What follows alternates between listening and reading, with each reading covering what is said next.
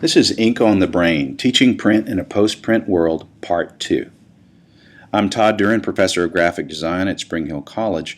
You can find more information about me, my design courses, and my students at designmylife.org.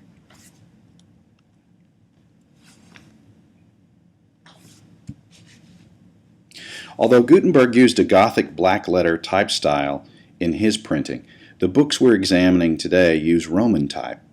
This shift in typefaces is a complex and important story that begins in ancient Rome, takes a twist in the medieval courts of Charlemagne, and is resolved in the Renaissance. The capital letters we all write with come from Roman monuments, including these letters on the base of Trajan's column. They have been studied and revived often, including Carol Twombly's quite successful 1989 typeface Trajan. But because the Romans had no minuscule letters, our lowercase alphabet originates with an illiterate medieval king. Charlemagne was first crowned king of the Franks in 768 and emperor of Rome in 800 AD, when he attempted to revive a Roman Empire that had collapsed 225 years earlier. A big challenge to reuniting Europe was communication. Although his subjects spoke several Germanic languages and Italian, Charlemagne wrote laws in Latin. So before a law could be enacted, it had to be written out, carried across the empire, translated to the native tongue, and read out loud. In 9th century Europe, handwriting styles varied so widely that scribes in one city-state often couldn't read documents from another. Charlemagne's solution to this administrative nightmare was simple.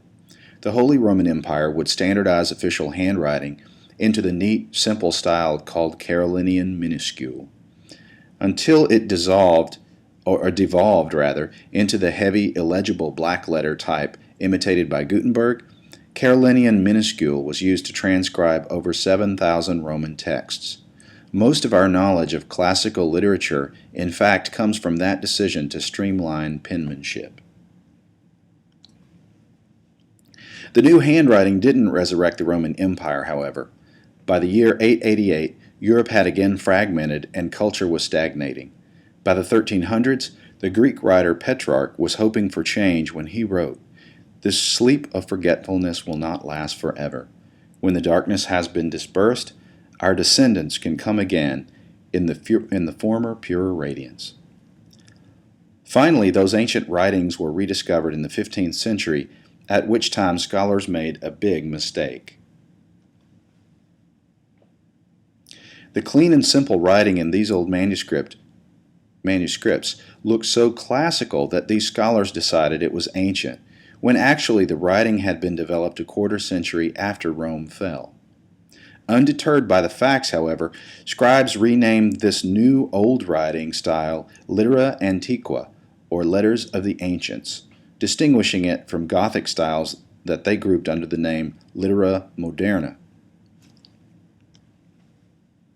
Humanist minuscule handwriting was swiftly and widely adopted, and a few decades later was copied in metal type, giving the works of Aesop and Homer an appropriate typeface that says, "I am wise, I am ancient, I am Roman," even if that isn't quite true.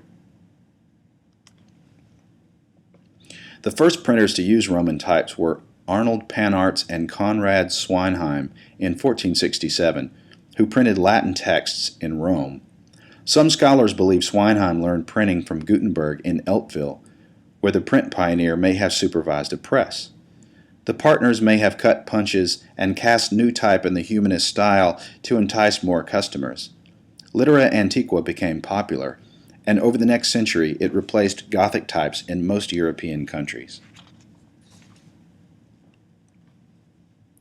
Understanding the significance of Roman type requires some familiarity with European history, which can be divided into three periods: classical, medieval, and modern. Classical antiquity begins around 500 BC, includes the Odyssey by Homer, and ends with the fall of the Western Roman Empire in the 5th century AD. This was when Roman inscriptional capitals grew out of handwriting into the architectural forms we see on Trajan's column. The medieval era starts with the fall of Rome. includes Chaucer and the Book of Kells, and ends with the Renaissance. This was when political fragmentation also fragmented writing styles, and the reaction was Carolinian manuscript. Finally, the modern era begins with the 16th century, including Gutenberg's Bible and Shakespeare's plays, and ends with the Industrial Revolution at around 1800. The modern era is when we see printers synthesizing inscriptional capitals and Carolinian manuscript into a single writing and printing system. So while Renaissance humanist readers saw litera antiqua, or Roman type, as a visual connection to ancient Rome, in fact the uppercase is classical, the lowercase is medieval, and their final synthesis is thoroughly modern.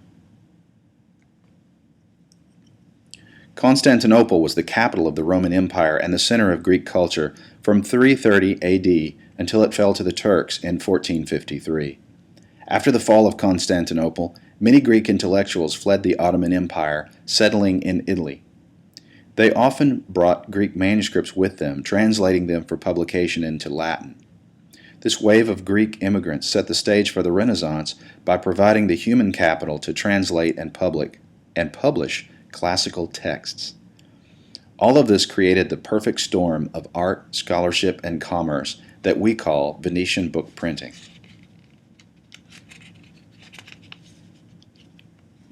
The floating city of Venice was built on a group of islands on the Adriatic Sea at the northwestern edge of Italy. Strategically located for trade with the East, Venice, with its maze of canals, piazzas, and bridges, was a gateway to Constantinople and the Islamic world. Venetian influence peaked in the 15th century when printers and punch cutters such as Nicholas Jenson, Aldus Manutius, and Francesco Griffo supplied printed texts to scholars and merchants in a growing middle class. By the year 1500, Venice would have 417 printers, with at least one scribe complaining that the city was stuffed with books. The German brothers Johann and Wendelin von Speyer were the first printers in Venice to introduce Roman type with their edition of Cicero's Epistolae ad Familiares in 1469. Claiming Roman type as their original invention, the von Speyers received a kind of trademark protecting them from competitors for 5 years. A natural question to ask, then, is who cut the punches for the Daspira's type? It was not unusual for printers to hire out punch cutting. After all, and in the 1970s, typographer and writer Warren Chappell suggested that the type used in Epistolae was actually the work of Nicholas Jenson. At 47, the Frenchman Nicholas Jenson was already the master of the Royal Mint in Tours when he learned printing. While we're not sure how he learned it, some believe Jenson was sent by France's King Charles VIII to learn printing in Mainz, while others theorize that he learned in Frankfurt from Gutenberg after the printer lost his business in Mainz. Roman types had been around for not much more than a decade when Jenson created his first type in 1470, a Roman face masterful enough that it continues to influence type design today.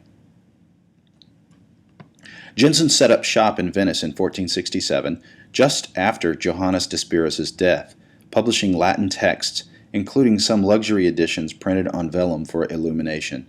Jenson's business survived a collapse in the book market and took on German investors, eventually merging with the old Daspirus press. Jenson remained an important figure in Venetian book printing until his death in 1480, dominating European book sales. His press's printing types, based on the vertical calligraphic style of the time, are among the best of the Renaissance and of all time. These earliest Roman typefaces used by Jenson and others may be categorized as Old Style, Gheraldi, or Venetian, depending on the classification system being used. The letters are simple and elegant, with a closer relationship to calligraphy than later typefaces. The E has an angled crossbar. The Q has a dramatic tail, and the long S and ligatures would persist into the 18th century work of William Caslon.